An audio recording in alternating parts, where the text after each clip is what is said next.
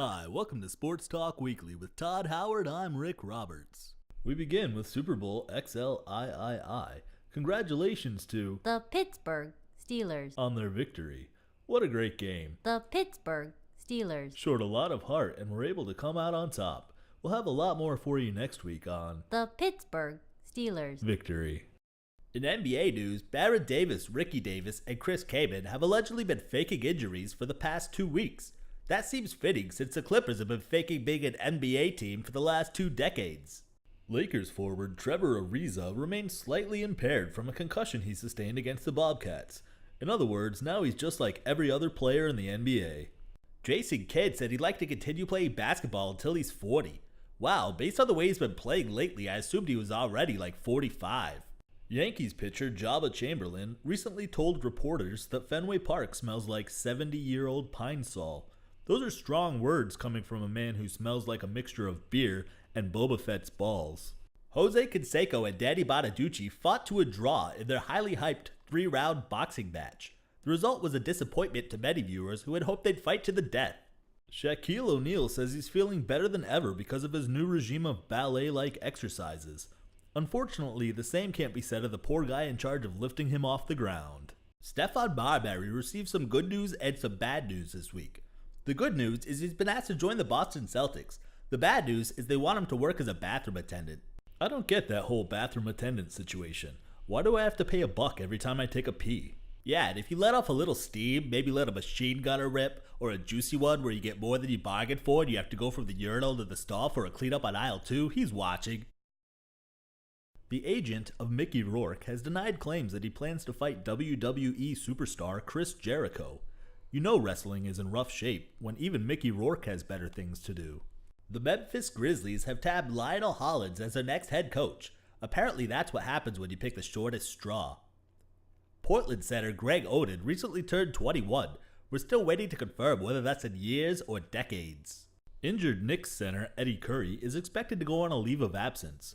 The news comes as a surprise to many observers who assumed Curry had been on a leave of absence for the past 3 seasons. Jeff Van Gundy said he doesn't see himself back on the bench anytime soon. After all, why go to the NBA when he already has a steady gig playing Uncle Fester at birthdays and bar mitzvahs?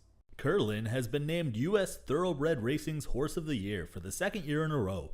The Dubai Cup World winner is expected to celebrate the honor by running around in circles while a small angry man clings to his back and beats him with a stick. The Brewers have signed Prince Fielder to a 2-year, $18.5 million deal. Milwaukee's restaurant owners are delighted.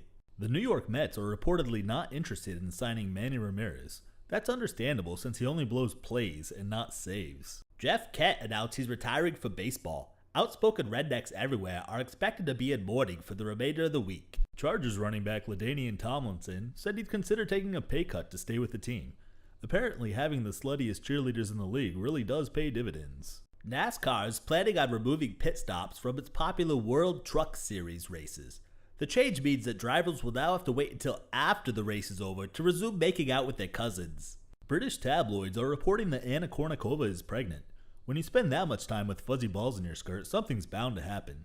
The city of Detroit has approved a $27 million plan to preserve Tiger Stadium.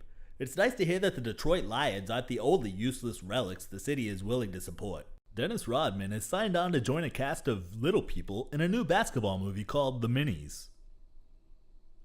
And somehow that's still much more dignified than making another film with Jean-Claude Van Damme. Floyd Mayweather Jr. reportedly owes more than $6 million in back taxes. The veteran boxer may be forced to change his nickname from Money May to Money Maybe.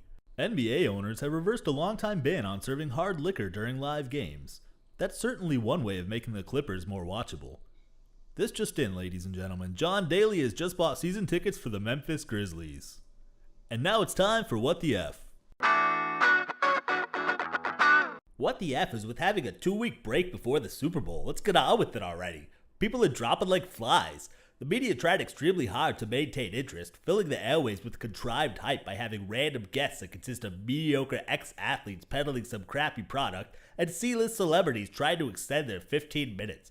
I mean, Jared from Subway? What the F? The guy has absolutely nothing to do with sports. He ate a lot of sandwiches, he did a lot of meth, he was fat, now he's skinny, nobody cares. And honestly, people talked about the halftime show more than the actual game. It should have been the Springsteen Bowl, not the Super Bowl, with all the hype that he got. I can't wait till they just play the damn game already and let us get on with the rest of our lives. They did, Todd, and The Pittsburgh Steelers. won, remember? That's gonna do it for tonight. With Todd Howard, I'm Rick Roberts. Good night, you bastards.